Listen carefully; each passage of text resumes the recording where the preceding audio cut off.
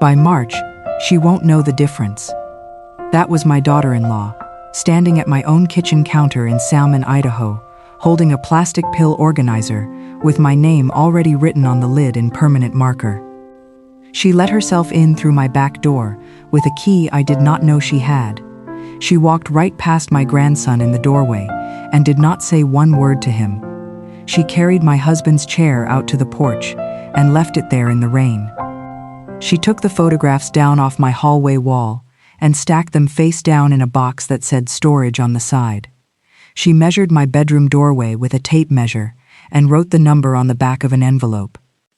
And 160 miles away, on her refrigerator in Boise, there was already a picture my grandson had colored, on a sheet of paper with a care center's name printed down in the corner, dated 3 weeks before I ever came to stay. It was the 14th of October. Let me tell you what the next 11 weeks were.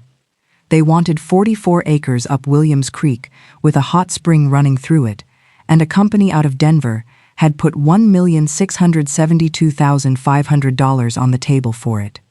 They did not ask me for it. They asked me to come live with them instead. 2 pills with breakfast, 2 pills with supper, a glass of warm milk every night at 8 o'clock, stirred with a spoon, brought to me in my room. By Thanksgiving, every person in that house believed I was slipping. They were right that something was wrong with me. They were wrong about what it was, and they were wrong because I let them be. I got better at it than they were. I did not call the police. I did not call a lawyer. I did not scream at anybody one single time. I took the water, I kept the pill up in my cheek, and I wrote down everything that happened in that house, the way I wrote down a class roll for 38 years. Time, date, exactly what was said, no opinions. And the thing I remember most is not the pills. It is a grown man, 36 years old, going down onto the linoleum of a county hallway in front of 11 strangers, and not being able to get himself back up. You will find out what my grandson said at snack time on a Tuesday afternoon, and why a 5-year-old cannot invent a thing like that. You will find out what was already recorded against my land 7 months before anybody was kind to me. And you will find out why my son said yes to her, which is not the reason you are thinking, and which I would give a great deal not to know. It cost me $47,318. It cost me a promise I made to a dying man in a room at Steele Memorial, and I broke it on purpose, with my eyes open. This is the story of a woman who won by letting them believe they already had. Welcome back to this channel, where we sit down with the stories families keep behind the storm door. Before we start, tell me one thing down in the comments. When you were raising your children, did you ever hand them a thing before they had to ask you for it? I did. For 36 years. If these stories mean something to you, go on and subscribe, and stay with me tonight. The clerk had a paper cup of water ready, and she set it down where I could reach it without turning my head. She had a good face. Round, tired, patient. The kind of face I used to see on a mother at the end of the school year. "Ma'am, I have to ask you these in order," she said. "It's not personal." "Go ahead, honey." Full legal name: Iva Mae Renfrow. Date of birth. I gave it to her. 69 years old that spring. Occupation: kindergarten, Pioneer Elementary, here in Salmon. 38 years, and then I quit, and then they called me back for 2 more. She wrote it down. Then she looked up, and I watched her decide whether to say the next one gently or plainly. She decided on plainly, which I appreciated. "Mrs. Renfrow, can you tell me what day it is today?" Behind me, 3 rows back, my son made a sound in his throat. I did not turn around. I had already decided I was not going to turn around, no matter what he did with his throat. "It's Tuesday, the 4th of March, I said. "It's 12 degrees outside, and the sander hasn't been up Highway 93 yet, so half the county is late. My hearing was called for 9. It's 9:17. The clerk did not smile, because she was not allowed to. But she stopped writing for a second, and she looked at me, and something went across her eyes that I have seen exactly one other time in my life, which was in a doctor's office in 1982. To tell you how I ended up in that chair, I have to take you back to a Wednesday in June, before any of it started, when the only thing wrong in my life was that I was lonesome and I did not have a word for it yet. The mail comes to the box, out on the county road, and in the summer I would walk down for it, because the doctor at Steele told me to walk. That day there were two things in the box: a flyer from Albertsons, and a white envelope, thick, with a return address out of Denver, Colorado, and a little green logo on it, like a leaf sitting in a drop of water. I stood out there on the gravel and read the whole thing twice, with the sun on the back of my neck. 44 acres, Williams Creek Road, water temperature confirmed at 104 degrees at the source. They used the words unique geothermal asset 4 times. And down at the bottom, a number with a comma in it that I read 3 times before I let myself believe where the comma was. I want to say something here, because I have thought about it a lot since, and I am not going to lie to you in my own story. For about 4 minutes, standing out there by that mailbox, I was happy. Not because of the money. I have never in my life known what to do with money. I was happy because for 4 minutes I thought, well, now Weldon will have a reason to come. That is the true thing. That is the whole disease of it, right there at the start, and I did not see it, because I was 69 years old, and it was warm out, and my husband had been dead for a year. Orville and I had that place 41 years. He worked the Blackbird, up in Cobalt, 16 miles of bad road each way, and he came home gray for 22 years, until the mine shut in 82, and then he did whatever there was. He never once in his life said the word tired out loud. He died in June of the year before all this, at Steele Memorial, in a room where you could hear the ice machine through the wall, and the last real conversation we had was about a savings certificate at the credit union with $47,318 in it. He held my wrist. He was not strong enough to hold my hand anymore, so he held my wrist. "That's yours," he said. "Not the place. The place is the place. That money is yours. And Iva Mae, you don't give it to anybody. Not to the church. Not to me if I come back and ask for it." I laughed at him. "Not to Weldon," he said. I quit laughing. I want to be fair to my husband, because he is not here to be fair to himself. He was not cruel about our son. He was just the only one of us who ever looked straight at him. I called Weldon that night, about the letter. He was in Boise. He is in logistics, which he has explained to me maybe 9 times, and which I could not explain to you now if you paid me.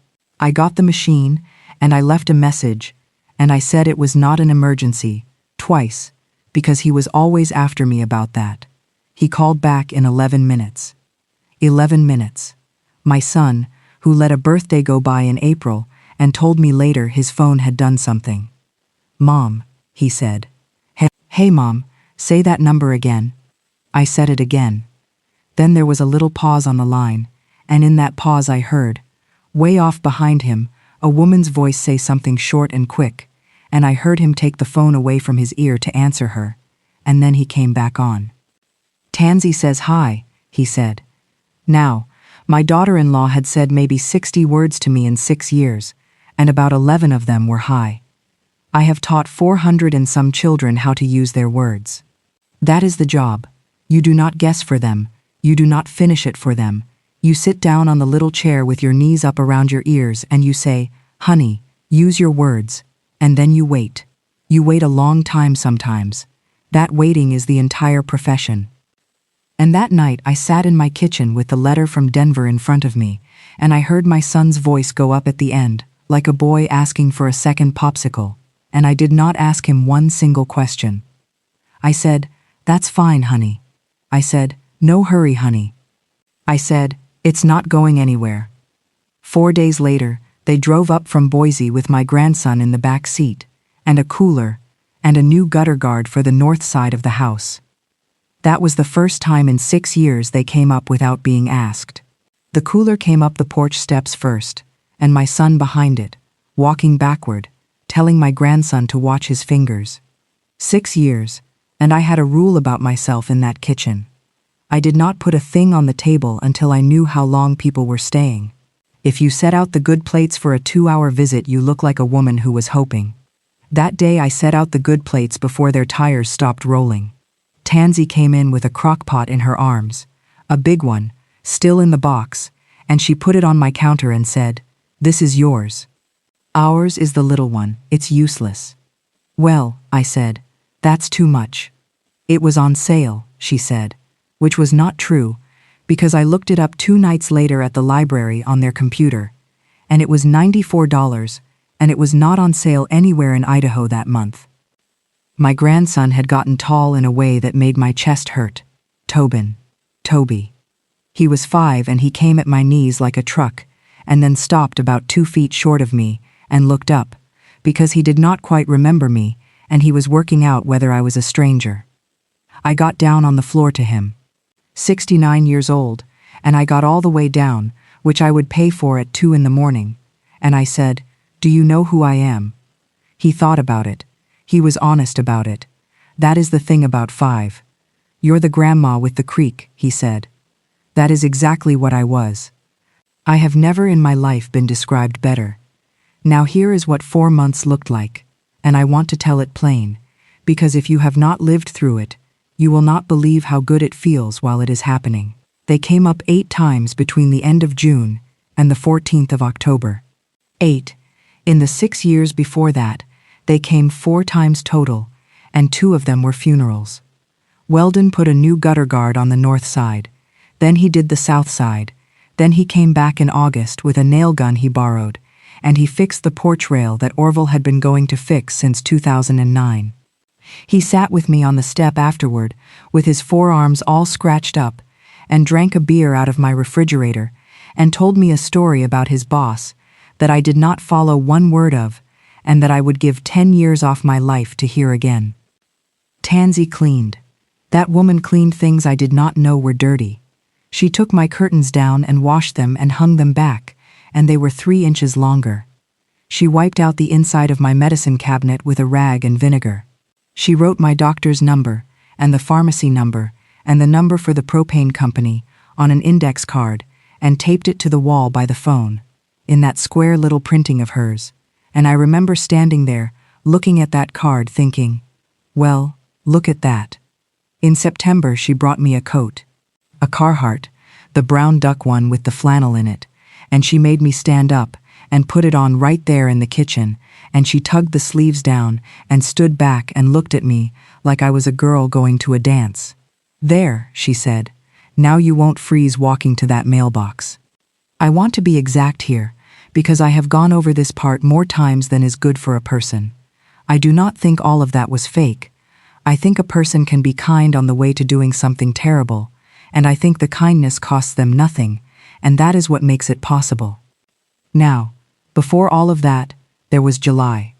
In July they were not like that. In July my son sat at my table with a legal pad, of all the things in this world, a legal pad, and he explained the offer to me like I was a room full of people at a meeting. He had the number written at the top and underlined twice. "Split it 3 ways, Mom," he said. "You take a third, and you're set for life. You put a third in something safe, and a third comes to us, and we're done. We're just done. No more paycheck to paycheck, and Toby goes to a real school." "That land was your grandfather's," I said. "Grandpa's dead," he said. "It's 44 acres of rocks and a hot puddle. It's a spring. It's a puddle, Mom." Tansy did not say anything during that whole part. She sat with her back very straight and let him do it, and she watched me, and I remember thinking she looked like a woman watching a card game she had money on. I said no. I did not say it mean. I said, "Honey, I am not selling your daddy's place. And when I am gone, you can do whatever you want with it, and I will not be here to be sorry about it." He put the cap back on his pen. He said, "That's what I told her you'd say." They left an hour early that day, and then there was nothing for 22 days. No calls, nothing on my birthday card list, nothing on Sunday, and Sunday was the one that got me, because Sunday had been ours for a while there. 22 days is not that long. In a house where the loudest thing is the refrigerator, 22 days is a season. And then the phone rang on a Thursday, and it was Tansy, not him, and her voice was completely different, warm, easy, like we had been talking every day. "We were awful to you," she said. "Both of us. It's not our land, and it was never our land, and we're not going to bring it up again." "Well," I said. "I mean it, Eva. I told Weldon. We don't talk about it. Ever." And they never did. Not one time. From the end of July until the 14th of October, did either one of those two people say the word land to me. That was the part that got me all the way over. If they had kept pushing, I would have gotten my back up and stayed exactly where I was, in my own house, with my own door, and none of the rest of it would have happened. They stopped asking. That is the whole trick. There is nothing so convincing as a person who quits asking. There was one thing. I will put it here where it happened, even though I did not understand it for another 4 months, because I want you to hear it the way I heard it. It was the last Saturday in September, and I was out on the back porch, shelling the last of the beans into a bowl, and the kitchen window was open behind me, and Tansy was in there on her phone with somebody. She had a way of talking on the phone, where her voice went flat and fast, all the sugar out of it. I heard about a third of it. I heard her say a date. I heard her say the word placement, which I did not think anything of at the time. And then I heard her say, by March she won't know the difference. I sat there with a bean in my hand. I want to tell you what I thought, and I want you to remember it later, because I was wrong in a way I am still not finished being ashamed of. I thought she was talking about her mother. Verlie Kilgore was in a memory unit down in Nampa, and had been for 2 years, and Tansy went every other Sunday, and never once said a word about it in my house. I had built a whole woman in my head out of that silence. I had decided she was cold. I had decided she was the kind of daughter who signs a paper and drives home. So I sat on that porch with my bowl of beans and I thought, that poor old woman, and I thought, and that is who my son married. Then the screen door opened behind me, and Tansy came out with 2 glasses of iced tea and sat down on the step next to me and asked me how you know when the beans are past it, and I showed her, and she listened like it mattered, and we sat out there until the yard light came on. The 14th of October was a Monday, and it started with my son on my roof. I could hear him up there, moving around over the kitchen, and every so often a little slide of grit would come down past the window. He had come up alone the night before and slept on the couch, which he had not done since he was in high school, and in the morning he was up on my roof before I had the coffee going. He came down and stood in the kitchen with his boots still on, and told me the flashing around the stovepipe was shot, and the whole north slope had another year in it, maybe 2. "You can't be up on a ladder," he said. "I don't get up on ladders. Mom, Lois Tibbs told me she saw you on a ladder in April. Lois Tibbs across the creek has never in 74 years minded her own business, and I would not trade her for anything, and that is a separate story." Tansy came in from the car then, with the pill organizer. That is where that thing came from, and I want you to know it did not come out of nowhere and land on my counter like a threat.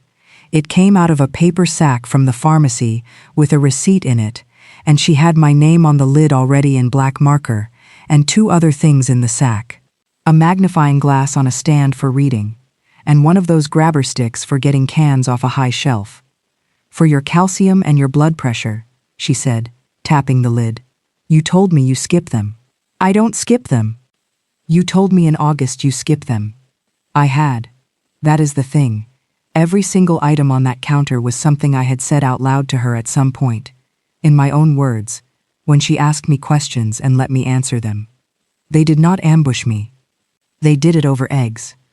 Weldon sat down across from me and put both his hands flat on the table and said, "Mom, come to Boise." I said no before he got to the end of it. Then he said the rest anyway, and the rest was this. Winter is coming. Highway 93 is fine until it is not fine. Steel Memorial is a good little hospital, and it is also 22 minutes away if the ambulance is not out on a call, and last February it was out on a call. His father died in June. He had not been able to sleep right since. He was 36 years old, and he sat at my kitchen table and his chin came apart, just for a second, like it used to when he was 7. "I keep thinking about you laying out there," he said. "That's what I think about, at work." And Tansy, from over by the sink, quiet, not pushing at all, said, "Just for the winter, Iva. Till the roads break up in April. Then you come home. Till the roads break up in April." She had a date on it. That is the part you cannot see from inside it. A person who is scheming does not give you a date, and so a date makes them honest. And she knew that, and she said April, the way you would say next Tuesday. I looked at my kitchen. My husband was 4 months dead, and the yard light came on at 4:30 in the afternoon now, and I had already been through one October by myself, and I had not liked myself very much in it. I said, "Just till April." He got up so fast his chair went over backward. He came around that table and he picked me up off my feet, which nobody had done in a long time, and I heard myself laughing into his shirt. I packed my own suitcase that afternoon, 2 of them. Tansy offered to help, and I let her fold, but I packed my own, and I want to be clear about the one thing I did not tell either of them, then or ever. The certificate at the credit union was mine, and it was in my name, and there was no reason on this earth to hide it. I hid it anyway. I put the papers in a freezer bag, and I put the freezer bag inside the lining of my old brown purse, down along the bottom seam, where the stitching had gone loose years ago, and I sewed it shut with black thread, sitting on the edge of my bed with the door closed. I did not do that because I suspected anybody. I did that because a man on his deathbed told me not to give it to my son, and I could not make myself throw the words away, so I sewed them into a purse. If you have ever done a thing like that, and could not have told anybody why, then you already understand this whole story better than I did that afternoon. We drove down 93 along the river with the cottonwoods going yellow, and Toby fell asleep against my arm somewhere past Chalice with his mouth open, and I sat there and let my whole arm go numb rather than move it. Their place is off Ustick, out on the west side, a tan house in a row of tan houses, with a little green square in front of each one. It was clean the way a house is clean when it has been cleaned for somebody. The room was down the hall past the bathroom. Small. 1 window, facing east. Everything in it was new. New sheets, still with the crease in them from the package. A quilt in a color I had told her one time in a store that I liked. A little lamp on the nightstand, and a water glass turned upside down on a folded napkin like a motel. And on the wall, in a frame, a photograph of Orville and me from the fair in 1988 that I had not seen in 20 years. She had gotten it out of the box in my hallway. She had gotten it framed. It was hanging where I would see it from the bed. I stood in the doorway with my purse on my arm, and I cried, and Tansy came up behind me and put both hands on my shoulders and did not say anything at all, and that was the exact right thing to do, and I thought, I have been so unfair to this woman for 6 years. Supper was pot roast. Toby told me about a boy at his school who can burp on purpose. Weldon did the dishes without being asked, and Tansy dried, and they moved around each other in that kitchen, like 2 people who had practiced. At 8 o'clock she brought me the milk. It came in a mug, not a glass, warm enough that I could feel it through the sides, and there was something in it that smelled like a spice. Cinnamon, maybe. Something sweet under it. My grandmother did this every night, she said. Vanilla and a little honey. It's the only thing that ever put me down. I have never been a milk drinker. I drank about half of it to be polite, and then I drank the rest of it because it was good. I do not remember her taking the mug. I do not remember turning the lamp off. I do not remember any part of that night, after about 8:15, and I have tried. What I remember is the morning. I woke up at 10:40 by the clock on that little nightstand, and I had not slept past 6:30 in 40 years. And when I sat up on the edge of that bed, the room went around one full time, like the fair ride, and my hands did not feel like they were all the way on the ends of my arms. I sat there a long time before I stood up, and I thought, well, that is what a real night's sleep does to you. You forget. The bottles came out of a shoebox on the 3rd night, and the shoebox came from the top of their closet, which I know because Toby told me everything. Tansy set 2 bottles on the table between the salt and the napkins after supper, and turned them so the labels faced me. And I want to be fair, that is not what a person does when they are hiding something. That is what a person does when they have thought it through. They were not from any pharmacy I ever saw. Amber bottles, and the printing on them was in a foreign language, and there was a second little label stuck on crooked, with a name I could not pronounce, and a number, and the letters MG. Weldon's regional manager brought these back, she said. His mother's on them in Vancouver, Canada, Weldon said, from the sink. They're for circulation and memory, she said. The red one is fish oil. Basically, it's just a better grade than what you get here. The yellow is the one that does the work. It's not a prescription over there. It's like a supplement. She put 4 of them out on a saucer, 2 red, 2 yellow, in a little row, the way you would set out crackers. 2 with breakfast and 2 with supper, she said. 6 weeks is when people notice. I looked at those 4 capsules on that saucer, and here is what I want you to understand about me at that exact moment, on the 16th of October, sitting in my son's kitchen. I did not suspect one thing. Not one. What I felt was tired and a little embarrassed, and mostly, I felt the way you feel when somebody has gone to trouble for you and you do not want it. There was a woman I taught with for 11 years who used to bring me vitamins out of a catalog, and I threw every one of them in the ditch on the way home and told her they were wonderful. So I said, "Honey, I don't take things I don't know what they are." And Tansy said, "That's fair." And she did not push, and she did not pick the saucer up either. She left it sitting right there between us, and she got up and started wiping the counter down. And Weldon turned around from the sink with a plate in his hand and said, "Mom, please." That is all. 2 words. He did not argue with me. He said please, the way a boy says it about a dog he is not going to get. And I picked up those 4 capsules and put them in my mouth, and drank the water she had already set down. She watched me do it. I noticed that, and it did not mean anything to me yet. She stood there with the dish rag in her hand, and she watched my throat, and when I swallowed, she went back to the counter. Now, I have to tell you about the 17th, which was the next day, and which is the only day in this whole story where I actually took them. I woke up around 11 again, thick, and by noon I felt like I had been dug out of something. I got the coffee made. I got Toby's shoes on him, one of them on the wrong foot, and he told me so, and I laughed at it and put it right. Around 2 in the afternoon, I sat down on the couch to fold a load of towels, and I did not wake up until Tansy came in the door at 5:20, and the towels were still on my lap, and I did not know what house I was in. For about 4 seconds, I did not know what house I was in. I have been scared in my life. I have been scared of a bull, and of a man on a road one time in 1974, and of a doctor's face. This was not like those. This was quiet. This was the floor not being there. And in that 4 seconds, I heard my own voice in a classroom, 30 years of it, saying the same thing to 100 different children. Slow down. Tell me what happened first. Then what happened next.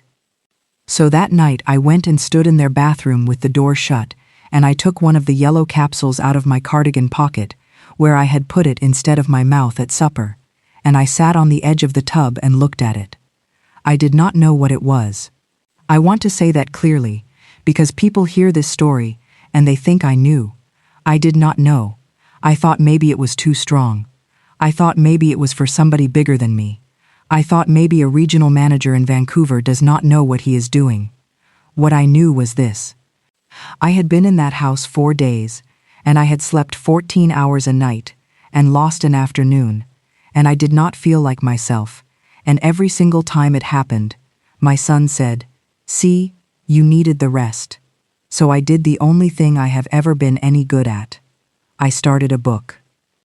There was a composition book in Toby's room, the black and white marbled kind, half used up with letters of the alphabet gone wobbly across the top of each page. He gave it to me. He was proud to give it to me. I turned it over and started from the back so his side stayed his. Date. Time. What was given. What was said. Who said it. And down at the bottom of each entry, one line for what I could still do, because that was the thing I was most afraid of losing, and I wanted a record of the losing if it came. October 18th. 7:40 in the morning. 2 red, 2 yellow, on a saucer. T said, 6 weeks is when people notice. W said nothing, counted backward from 100 by 7s, got to 2 with no trouble. October 19th. 8 at night, milk. T stirred it with her back to me at the counter. Named all 22 children in my last kindergarten class in order of the seating chart. October 22nd. T asked me twice in 1 hour where the good scissors were. There is nothing wrong with the way she asked it. I am putting it down because it was twice. And in between those lines, I got good at the other thing. You cannot spit a capsule out. It softens. What you do is you set it between your back teeth and your cheek, on the far side, the side away from whoever is watching, and you take the water in the front of your mouth and you tip your chin up, and the whole business takes about 1.5 seconds, and the tell is your eyes, so you look at the person, right at them, and you keep your face soft. I want to say something here that is not going to sound good. I was good at it. There was a piece of me that came alive doing it. 69 years old, in a bathroom in Boise, spitting a capsule into a wad of toilet paper and pushing it down under the coffee grounds in the kitchen trash so it would not be sitting on top, and my heart going like a girl. I had not been necessary in 1.5 years, and then I would look at my hands doing it and think, they have not done one thing to you, Iva Mae. You are a crazy old woman hiding pills in a boy's bedroom, and if you say one word of this out loud, they will be right about you. That was the trap, and I want you to see how good it was. If I was wrong, then telling anybody proved I was slipping. And if I was right, then telling anybody was the only thing that could save me. I did not tell anybody, not Lois, not the doctor, nobody, for 7 more weeks. I sat in a chair in my son's front room every evening with a puzzle book in my lap and my mouth full, and I let them believe. Around the 1st of November, I started helping them believe it. I put the milk carton in the cupboard where the glasses were and left it there and let Tansy find it. I called Toby by my son's name once at supper, on purpose, and then put my hand over my mouth and said, "Oh, listen to me," and let it sit. They looked at each other across the table. Not gloating, that is not what it was. It went across their faces fast and quiet, like 2 people at a funeral checking to see whether the other one is holding up. I wrote that down too, November 2nd. They looked at each other. I do not know yet what it means. It was a Tuesday, the 12th of November, and it was snack time, which in that house meant apple slices and 4 crackers on a plastic plate with 3 sections in it. Tansy worked Tuesdays and Thursdays until 6. Weldon was gone by 7 every morning. So Tuesdays and Thursdays from 2:40, when the bus dropped Toby at the corner, until supper time, it was the 2 of us, and those were the only hours in 11 weeks when nobody in that house was watching my mouth. He had his coat half off, hanging by one arm, the way they do. I said, "Sit down and eat these, and then we'll do the fort." He climbed up on the chair on his knees, which he was not supposed to do, and he ate the crackers first, and then he said, with his mouth going, "Is your room at the other place going to have the fish?" Now, I have sat with children for 38 years. If you jump when a child says a thing, they will fold it up and put it away, and you will never see it again. They do not know why you jumped, so they decide the whole subject is a thing that hurts grown-ups, and then they protect you from it, and a child protecting you is the worst thing there is. So I did not move my face. I picked up an apple slice, and I put it on the edge of his plate, and I said, "Well, honey, I don't know. Tell me about the fish." And he told me. There was a big tank, with an orange one and a black one, and one with whiskers on the bottom, that eats the dirt off the glass. There was a lady at a desk who gave him crackers and juice, and the juice was in a little foil top, and he did it himself. There was a piano with nobody at it. There was a bird outside in a cage, a real one, and he was allowed to look but not to poke.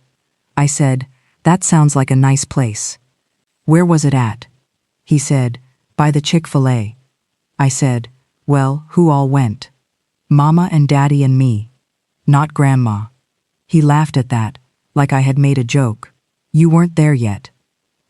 I looked at that boy across the table with his chin shiny from the apple, and my ears were doing something, a kind of high sound way off, and I heard my own voice come out level and warm, exactly the way it comes out on the second day of school. "Tell me the whole thing," I said. "Start at the front door and use your words." He did. 5-year-olds are the best witnesses in the world, and no lawyer will ever let one talk. They parked, and it was hot. That is how he knew it was still summer, and Mama had a folder. They went in, and there was carpet with squares in it.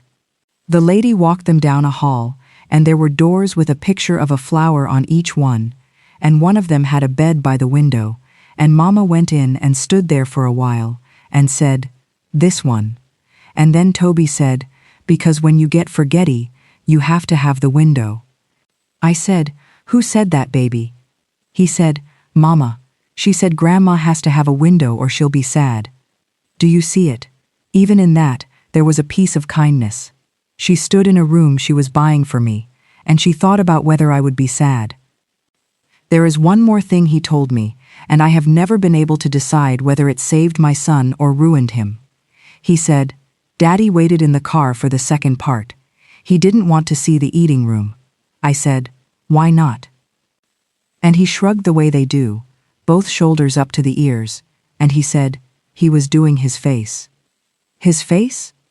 He put both hands over his eyes, flat, the heels of his hands pressed in, held them there about 2 seconds. Then took them down and picked up his last cracker. I said, "All right, go get your shoes on and we'll do the fort." And he went. I sat there at that table for I do not know how long enough for the light in that kitchen to change. And then I got up, and I walked over to their refrigerator, and I stood in front of it, and I made myself look at it the way I would look at a stranger's refrigerator, which is a thing I had not done in the 29 days I had been standing in that kitchen. There was a school photo, a magnet from a heating company, a coupon, a soccer schedule for a season that was already over, and down on the left side, where a child can reach, a drawing, Toby's, a house with a triangle roof, and a bird as big as the house, and 4 people in a row, and I had looked at that drawing 100 times and thought, "That's my grandson's," and never once looked at the paper. It was not construction paper, it was a piece of copy paper, and printed across the bottom edge in gray letters, sideways from how he had drawn on it, were the words, Cottonwood Ridge Memory Care, Meridian, Idaho, and a phone number, and down in the corner, a little printed box for the front desk to fill in. Somebody had filled it in pen, neat. Tour, 10 in the morning, the 23rd of September. I stood there and did that arithmetic, the way you do arithmetic when your hands are cold. The 23rd of September. That was 3 weeks and 2 days before my son got up on my roof. That was before the pill organizer with my name on the lid. Before, till the roads break up in April. Before, I keep thinking about you laying out there, at my own kitchen table, with his chin coming apart. He had already stood in that hallway and picked out my door. I did not take that drawing off the refrigerator. I want you to know that I thought about it for a good while, and I did not do it, because a missing drawing is a question, and a question was the one thing I could not afford. I got a piece of paper out of Toby's backpack instead, and I wrote down the name of that place, and the phone number, and the date, and the time of the tour, and I put that paper in the toe of my slipper. Then I put the magnet back exactly square where it had been, and I went and got the couch cushions off the couch, because I had told a 5-year-old we were going to do the fort, and there is not any excuse in this world for lying to a child about that. Tansy got home at 6:20 that night, and I had supper on.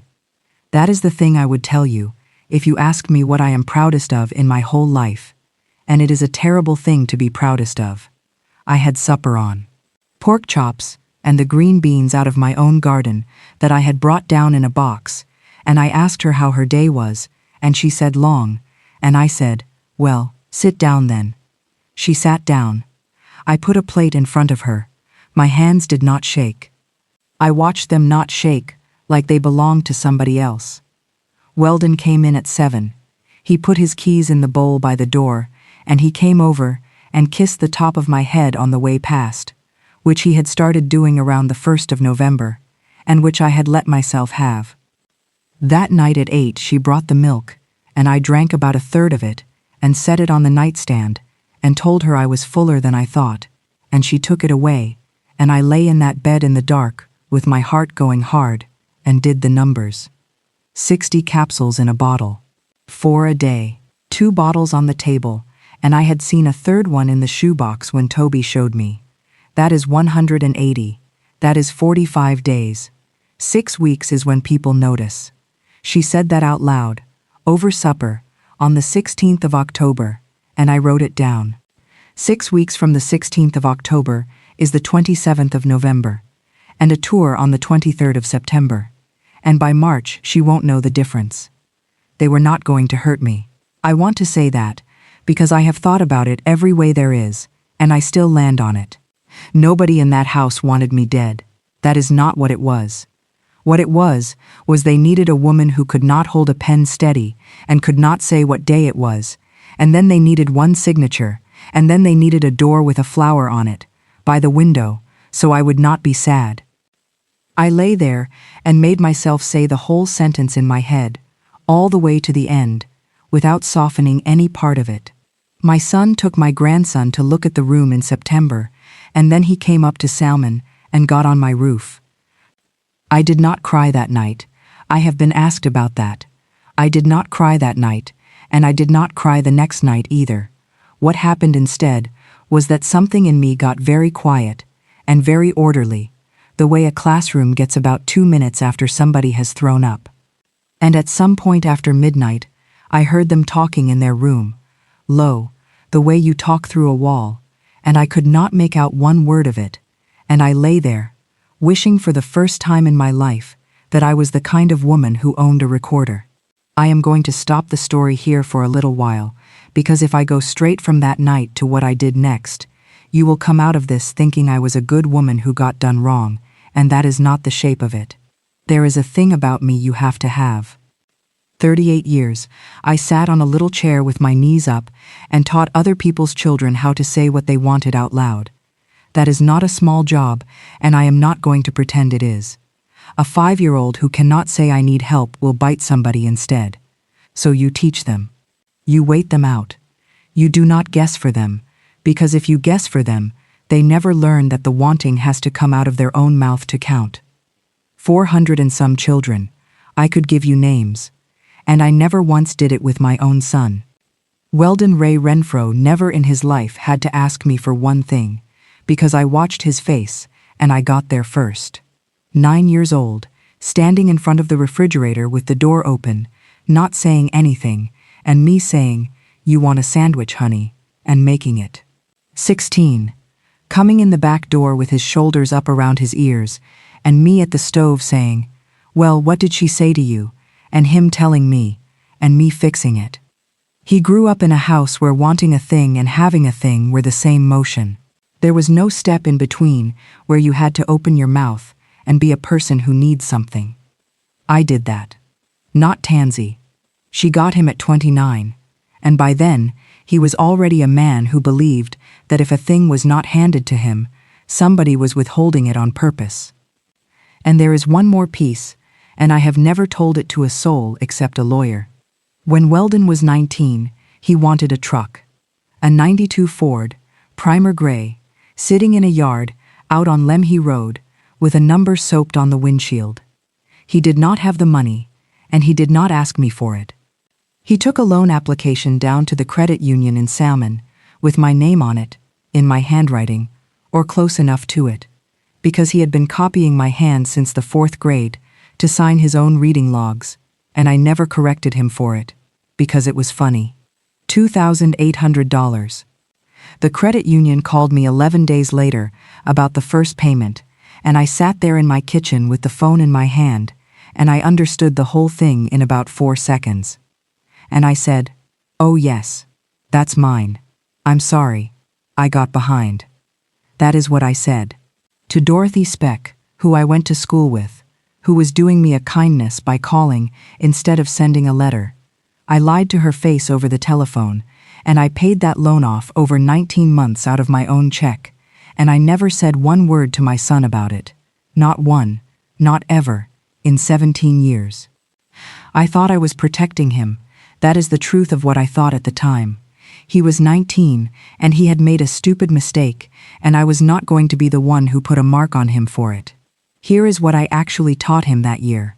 I taught him that my name is a thing that can be borrowed. I taught him that if he takes something of mine and does not tell me, I will cover it, and I will be pleasant about it at supper. I taught him that consequences are a thing that happens to other families. And Orval knew. That is the part I found out too late. Dorothy told her husband, and her husband told a man at the mine, and that is how a valley works, and my husband knew inside of a month, and he never said a word to me about it either. Not for 17 years. Not until a room at Steel Memorial, with the ice machine going through the wall, when he held my wrist and said, "Not to Weldon." I laughed at him. I want you to remember that I laughed. So when people tell me, "Oh, you poor thing, what a wicked woman that daughter-in-law was," I let them say it, because they are being kind, but it does not sit right on me. Tansy Kilgore did not put the idea in my son's head that his mother's things were his things a little early. She found a man who had been raised on it, and she was hungry, and she was better at it than he was. I would like to tell you that this is what I was thinking about, in that bed in Boise, in the middle of November. It was not. I am telling it here because it belongs here. What I was thinking about in that bed was much smaller and much worse. I was thinking, if I go to the sheriff and I am wrong, my son will never come up that road again. That is what held me still for 2 more weeks. Not fear. Not the pills. I had a boy in a room down the hall who called me the grandma with the creek, and I had a son who kissed the top of my head going past, and it had been a year and a half since anybody in this world had needed one single thing from me, and I sat there doing the arithmetic on how much of it I could keep if I just did not say anything. That is the ugliest sentence in this story, and it is mine, not theirs. The thing that finally moved me was not brave either. It was the 25th of November, a Monday, and Tansy came home with a folder. Green, the flat kind with the fold in it. She did not put it in her bag or take it back to their room. She set it on the counter by the toaster, the way you set down the mail. And around 9 that night, when I got up to get a glass of water, it was still sitting there, and the top edge of the paper inside it was sticking up about an inch. I could read exactly 6 words of it. 2 of them were my name, and 1 of them was Lemhi. 6 words. My name twice, and Lemhi. I did not open that folder. I want to be honest about why, and it was not nobility. It was that Weldon was in the front room with the television on, and I could see the back of his head over the chair, and if that folder had made a sound, I would have had to explain what an old woman with a bad memory was doing standing at the counter with her reading glasses on. The next morning it was gone. So I did the thing I could do, which was walk. There is a shopping center out on Ustick, with a grocery store in it, and it is 1 4/10 of a mile from their front door, because I paced it off on the way back. I left at 8:40 on the 2nd of December, in my own coat, the old green one, not the Carhartt, and I told Tansy on the phone at 9 that I was having a laydown, because she called at 9 every morning, and I had learned to answer sounding half asleep. The pharmacy counter was at the back past the cards. There was a young man behind it, maybe 30, with a beard he was too young for, and I put a yellow capsule down on the little rubber mat and slid it across. I said, "Can you tell me what this is?" He looked at it. He did not touch it. "Do you have the bottle?" "No." "Is it yours?" And I want you to understand, I had a whole story built for this. I had decided on the way over that I would say it was left over from my late husband. It was a good story, and I had the details on it. I said, somebody is giving them to me twice a day and telling me it's a vitamin. That young man's face did a thing I will remember until I die. He got about 4 years older in 1 second. He said, "Ma'am, hold on," and he went and got a stool from behind the counter and brought it around to my side and made me sit on it. He could not tell me the brand, because there was not a brand. It had come from somewhere else. But he took the capsule apart with a little tool, and he looked at the printing on the shell, under a light, and he asked me what color the other one was, and how many of each, and what time of day, and I told him, and I watched him write it down on a pad, which I appreciated more than I can say. Then he said, "Careful, the way a person talks when they have been told 100 times what they are not allowed to say. I can't tell you what it is from a photograph and a description. What I can tell you is that everything about that shell says sedative to me. And the color you're describing on the other one, I've seen that combination, and it's not a supplement anywhere on this earth." I said, "What does it do to a person my age?" He said, "The two of them together, it makes people fall. It makes people lose the afternoon, and if somebody was to see you on a bad day and not know you were taking anything, ma'am, they would not think medication, they'd think decline." We sat with that. Then he said, "Are you safe where you're staying?" And I understood from the way he said it that it was a sentence he had been trained to say, and that he meant it anyway. I told him yes. I told him I was going home in a few weeks. I asked him to write down on his pad the date I came in, and what I had said, and what he had said, and to keep it, and he looked at me and said, "I'll put it in the system." I said, "Put it where somebody has to go find it." The other thing I did that day was from the payphone on the wall outside that grocery store, which is the last payphone in Ada County as far as I know, and I had $2.35 in quarters in my glove. I called the number off Toby's drawing. A woman answered, pleasant, said the name of the place, asked how she could help me. I said, "My name is Iva Mae Renfrow. I'm calling about my room." Just like that. Flat. And she went away for a minute and came back with everything, because I had said the magic thing, which is your own name in a place where they are expecting it. There was a hold on a private room, east side window. The deposit had been paid on the 23rd of September, and it was not refundable after 30 days. The rate was $4,380 a month, and did I know whether the family was going to want the tier with the extra assistance, because that was another $600. I said, "Remind me of the date we picked." She said, "Move-in is set for the 10th of January. I stood out in front of that grocery store with a receiver in my hand and my breath going out white and a boy pushing a line of carts past me, and I said, "And who's the responsible party on there, honey? I've got a lot of paper at home." She said, "That's your son, Weldon Renfrow." I said thank you, and I hung up the phone, and I walked 1 4/10 of a mile back to that house, and I let myself in, and I made a chicken. I stayed for Christmas. People have questions about that, and I do not blame them. I had a pharmacist's handwriting on a pad, and a move-in date, and a room with a window, and I stayed 23 more days and made fudge. Here is my reason, and it is the only one I have. My grandson was 5, and 5 is the last good one. 6, they start finding out things. I was not going to be the thing that happened to Christmas. So I did it. I sat on the floor with wrapping paper. I put the little marshmallows in his cocoa. On Christmas Eve, Tansy handed me a box with a robe in it, thick, the good kind, and she had gotten it in a color I like, and she watched my face while I opened it, and she was pleased. And on Christmas morning my son sat on the arm of the couch, in a t-shirt with his hair every direction, and watched that boy tear into things, and he laughed, and then he looked over at me, and his eyes were wet, and he said, "Thanks for being here, Mom." I said, "Where else would I be?" 4 nights later, I left that house at 2 in the morning. I had it worked out for 11 days. Lois Tibbs's grandson Rusty hauls parts from a warehouse in Garden City up to Chalice 3 days a week, and he leaves out of a truck stop on Broadway at 4.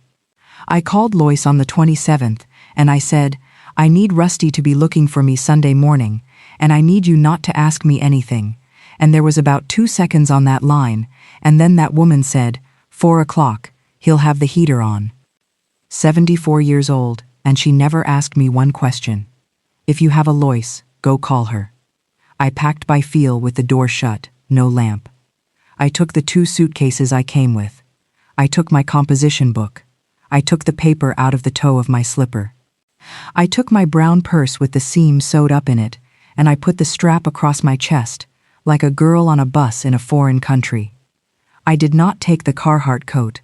I folded it and put it on the end of the quilt, with the robe on top of it, and the good gloves on top of that, squared up, the way you leave a room you are checked out of.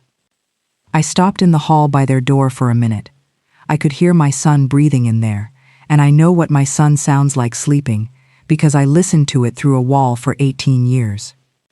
Then I went into the other room, and I put my hand flat on my grandson's back, between the shoulder blades, until I felt it go up and down twice, and I told him something I am not going to repeat.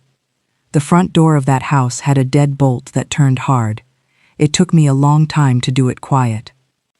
Outside, the cold came up off that driveway and hit me in the face, and I have never in my life been so glad to be that cold. I walked out to the corner under the streetlight, with a suitcase in each hand, and the taxi was sitting there with his lights off, waiting, like I had asked. At 4 in the morning, Rusty put my suitcases in the back of a parts truck and did not ask me one thing either, and we went up out of that valley in the dark, with the heater roaring and a plastic cup of gas station coffee in the holder between us that he had bought for me. Somewhere past Stanley, the sky went that gray-green it gets, and the snow on the far side of the river came up out of the dark, and I sat in that truck and thought about the room with the fish tank and the bird outside in a cage. Rusty put me out at my own gate at 9:20 in the morning on the 29th of December. 11 weeks and 1 day. The house was cold enough inside to see my breath. There was a dead mouse on the kitchen floor, and the mail was piled up under the slot, and one of Orville's coats was still on the hook where it had been since June. I stood in my own kitchen with my coat on and my purse still across my chest, and I said out loud, to nobody, in a completely normal voice, "All right." Then I built a fire, and I got the phone book out, and I started at the front. The Lemhi County Courthouse is a square brick building on Main, with a set of steps that will kill you in January, and the recorder's office is on the first floor at the end of the hall, and the woman in there is named Charity Ann Odom, and she has been in that room since the Reagan administration. I went in on the 31st of December at 9 in the morning, with my parcel number written on the back of an envelope. "Iva Mae," she said. "I heard you moved to Boise." I moved back. "Well," she said, and left it, which is the highest form of manners there is. I said, "I want everything that's been recorded against my place. Everything, back to the start, and I want copies." She got up and did it. That is what those women do all day, and she was 3 minutes into it when the rhythm of her changed. I have been in enough rooms to know when somebody's hands slow down. She came back to the counter with a printout and laid it on the wood and turned it around so it faced me and put her finger on a line about halfway down. A deed of trust. Recorded the 14th of March at 11:22 in the morning. A lender out of Meridian with a name like a law firm and 3 initials in it. $41,500, secured against 44 acres on Williams Creek Road. And a signature. Charity Ann turned the page, and there it was on the copy. My own name, in my own hand. The M, in May, with the little hook on it, that I have been putting there since I was 11 years old, because a teacher told me it was elegant. Notarized in Ada County, by a person I have never met in my life. I put my glasses up on my head, and I stood there a while. "Iva," she said, quiet. "Was that you?" "No, honey." She went and got a chair from behind the desk and put it against the back of my legs, and I sat down in it. "Now I am going to tell you the part that took the ground out from under me, and it is not the forgery. The 14th of March. That was 7 months before my son got up on my roof. 7 months before the pill organizer. 3.5 months before that letter came from Denver about the hot spring, which means the letter from Denver did not start this. I had it backwards. Everybody who hears this story has it backwards at first, so do not feel bad about it. I thought a rich company waved a number at my family and turned them into something. That is not what happened. The hole was already dug. The letter from Denver was just the first thing anybody had ever thrown into it that was big enough to fill it. It took a lawyer and about 5 weeks to put the rest of it together, and I will give it to you all at once, instead of the way I got it, which was in pieces, over the phone, in a cold kitchen. My son had a shortage at his work. I am going to say it the way the lawyer said it to me. There was money that came through his hands for freight claims, and some of it went where it was not supposed to go, over about 2 years, in pieces of $500 and $800 at a time, and in February of that year, the company changed something about how they did their books, and Weldon Ray Renfrow found out he had until an audit in the spring to put back $41,500. He did not come to me. Think about that with me for a minute, because it is the whole story. That boy did not drive up here and sit at my table and say, "Mama, I have done something and I am scared." Because he had never once in his life had to say a sentence like that out loud in that house. I never made him. I have already told you what I did instead, with a truck loan and a woman named Dorothy on the telephone, when he was 19. So he did the thing he had been taught. He borrowed my name. He went to a hard money lender in Meridian who did not ask enough questions, and he put up his mother's 44 acres, and he signed my name on the note, the way he used to sign it on his reading logs, and he took the money and he put it back at work, and the audit came and went, and nobody ever knew. And that note was for 12 months, interest only, and then the whole thing comes due at once, all $41,500, plus what it had grown into. Due the 14th of March. By March she won't know the difference. That was never a prediction about my mind. I heard that sentence through a kitchen window in September, and I thought it was cruelty, and I thought it was about her mother, and it was neither one. It was a due date. It was a woman reading a calendar out loud. Tansy found the paperwork in April, in the glove box of his truck, which is where he kept it, because of course it is. She did not turn him in, and she did not leave him, and she did not tell him to go to his mother. She sat down with a legal pad, and she worked out the only way to make $41,500 appear before the 14th of March. And the answer was a hot spring, on 44 acres, and a woman who would never in her life sign the paper. And once you know the answer is a signature, everything after that is just logistics. That is her word. My son is in logistics. There is one more piece and I have to put it in, because if I leave it out I am doing to her exactly what I did to her for 6 years. Verly Kilgore, her mother, went into that unit in Nampa 2 years before any of this. Verly had a house in Caldwell, paid for. Tansy's uncle had power of attorney on his sister and he sold that house, and where the money went is a thing nobody in that family will say out loud at a funeral, and it did not go to Nampa. Tansy had been paying for her mother, out of her own check, $2,900 a month, every month, for 26 months, on a salary that could not carry it, which is a piece of arithmetic I sat down and did myself at my own kitchen table, twice, because I did not believe it the first time. I have thought about this more than is healthy. A woman watches her family strip her mother and leave her with the bill, and then she sits at another old woman's table and looks at 44 acres, with hot water coming out of the ground. I do not know what she said to herself, but I know that she stood in a hallway in Meridian in September and picked the room with the window so I would not be sad, and that she was paying $4,380 a month for one old woman already and had decided the second one was going to pay for herself. That is not a monster. I wish to God it was. A monster you can just hate and go to bed. The lawyer I got is named Merle Stanley, and he has an office over the insurance place on Main, and he is not a fancy man. He read that deed of trust twice, and took his glasses off and rubbed his eyes and said, "Eva, I have to ask you a question, and it's going to be unpleasant." "Go ahead." When they get served with any of this, the first thing that family is going to say is that you signed it and forgot. That's not a bluff, that's just the defense. So before we do anything else, I want you to go get looked at. Not because I have any doubt, because I want a doctor's report with a date on it that walks into that hearing before you do. I said, "You want to have me tested for dementia?" He said, "Yes, ma'am." I laughed. It was not a nice laugh. It was the first sound like that I had made in 11 weeks, and Merle Stanley sat there and let me get all the way through it.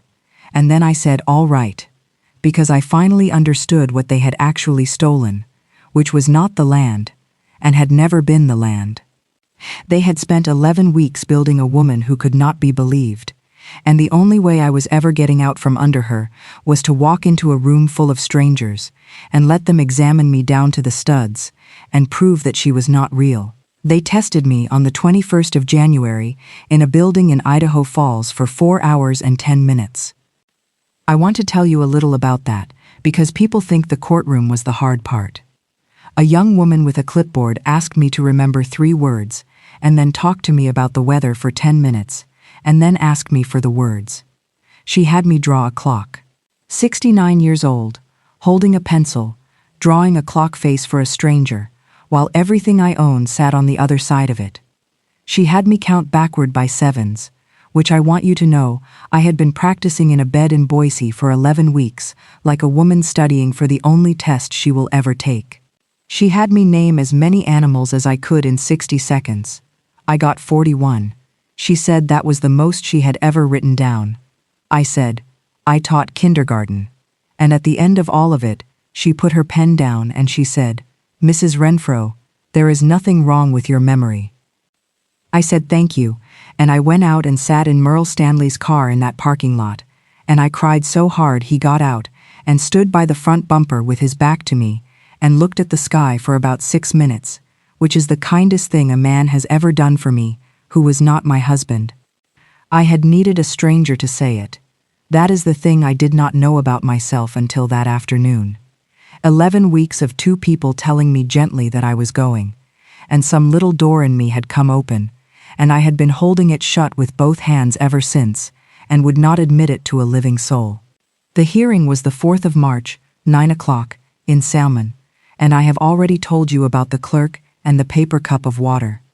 What I did not tell you is what was on the table in front of Merle. A black and white composition book with the alphabet going wobbly across the top of the pages from the wrong end. A pharmacist's note out of a system in Ada County with a date on it. A printout from a memory care facility in Meridian showing a deposit paid on the 23rd of September, and a responsible party who was not me. A deed of trust recorded on the 14th of March, with my name on it in my own hand, and a report from a woman with a clipboard in Idaho Falls. The clerk read parts of that composition book out loud into the record. That took about 25 minutes. October 18th. 7:40 in the morning. 2 red, 2 yellow, on a saucer. November 2nd. They looked at each other. I do not know yet what it means. My son sat 3 rows back the whole time, with his hands between his knees. Tansy was not there. Tansy had been gone since the 9th of February. She left with a man who worked in the office of that lender in Meridian, which is how she had known where to go looking in the first place, and she took what was in the accounts, which was not very much by then, and the truck, and she did not take her son. I will tell you one more thing about that woman, and then I am done with her. She kept paying Nampa, every month, right through the divorce, from wherever she is. I know because I checked, because I could not stop myself from checking, and when the woman on the phone told me the account was current, I had to sit down on my own porch step in the cold. Whatever she is not one thing. The judge voided that deed of trust in about 90 seconds of plain talk, and the lender's lawyer, who was 200 miles from home and did not want to be there, did not fight it very hard, because a forged signature is a forged signature. But a voided lien does not make the money go away, it just moves it, and when it moved, it landed on my son, and the prosecuting attorney for Lemhi County had my composition book, and the state of Idaho does not need his mother's permission to file anything. I want to be very careful in how I say this next part, because it is the part I have to live with. They asked me for a statement. I wrote 4 pages. I put in the pills and the saucer, and the room with the window. And I put in a truck loan at the credit union in 1998, and a woman named Dorothy Speck, and how I lied to her on the telephone, and paid it off over 19 months, and never told my son one word about it.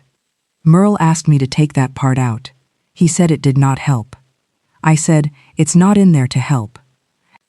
And then, 5 days later, I drove to the credit union in Salmon, and I closed out a certificate of deposit with $47,318 in it, and I paid the lender in Meridian the payoff on that note, $44,906, in one wire, and I got a receipt.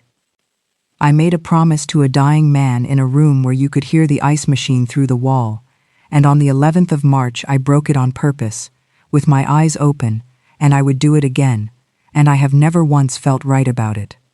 Because when the lender was made whole, the whole shape of it changed. A man who has paid it back is a different animal in a courtroom than a man who has not. My son pled to 1 count, and he got probation and restitution and 280 hours, and he did not go to prison. I bought that with Orville's money, his father's money.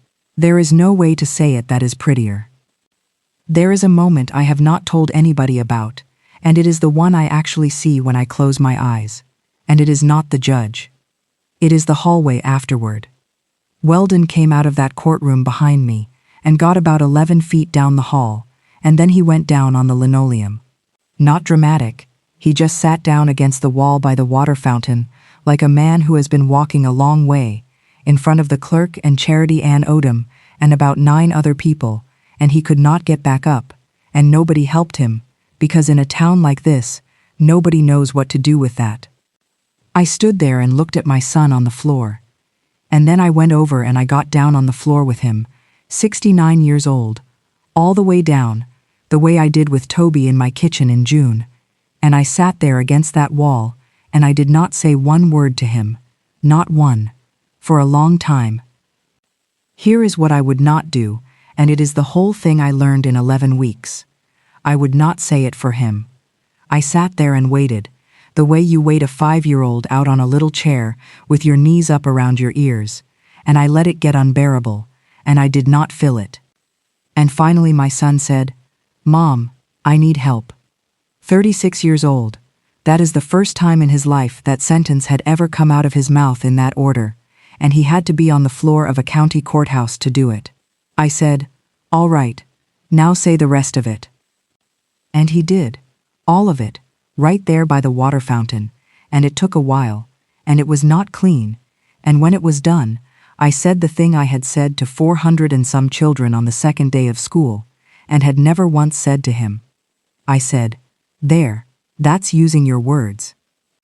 Now, 2 things and I will let you go.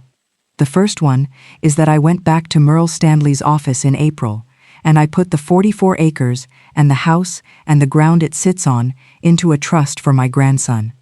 He gets it at 25, not 18.